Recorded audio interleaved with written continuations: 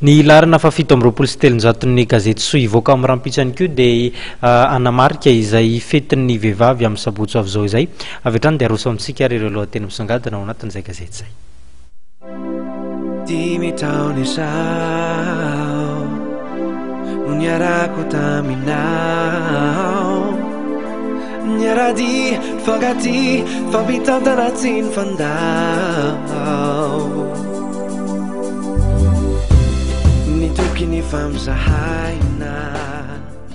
Ny mangirana no manintona, izany indray no lamaody entin'ny laharana fa 7 ny gazety soa amintsika. Hofantarinao ato ihany koa ireo firean-damodin'ireo vedety mpihira malaza any am-pitany. Ho an'ny tovavy ny haingom-bolo tendance isan-karazany indray no entiny soa azy ireo.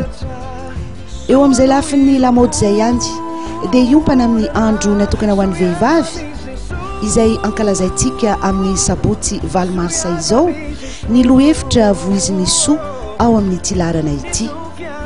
Vehivavy mandray anjara amin'ny fampandrosoana. Amin'ny fiteny frantsay kosa no ahitanao ny lohateny manao hoe égalité entre hommes et femmes, bon ou mauvais. Ary zany no tanano tariketo tsy alazo fa hitoetra hatrambananga amin'ny rehetra.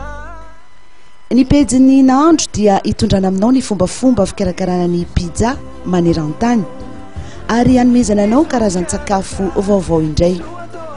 Ireo vaovao samihafa mahavariana maneran-tany kosa no entiny soa amin'ny pejy fahavalo. Ahitanao ireo lohateny somary mahatsikaiky kanefa mitantara ny zavatra tena mitranga any ivelany any.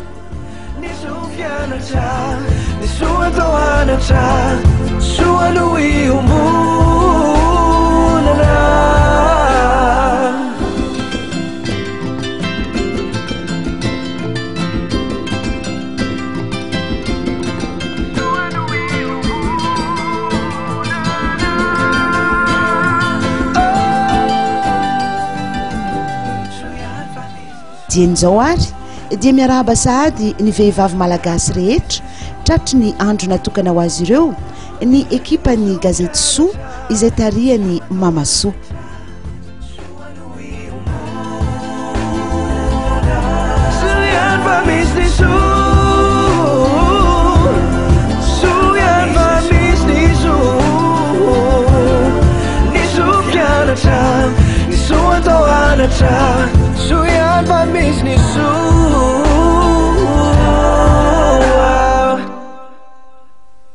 Zay ihany koa no anakatonantsika ny pejin'ny fampahalalam-baovao tamin'ity takarivany alarobia ity ny filan-kevitry ny minisitra izay nitanterahana androany no isan'ny bantoerana isany amin'izany ny fanapahan-kevitra niraisina fa ho PDS n'Antananarivo renivohitra Andriamatoa Niasina Andriamanjato. Ankoatr'izay ireo fanapahan-kevitra sy fanesorana tompona andraikitra ambony dia ho anivon'izay fitondrana izay dia ho amin'ny rahampitso indray tompoko lasa tompoko vavy ny fotoanantsika manaraka ho amin'izay indray ary filomato.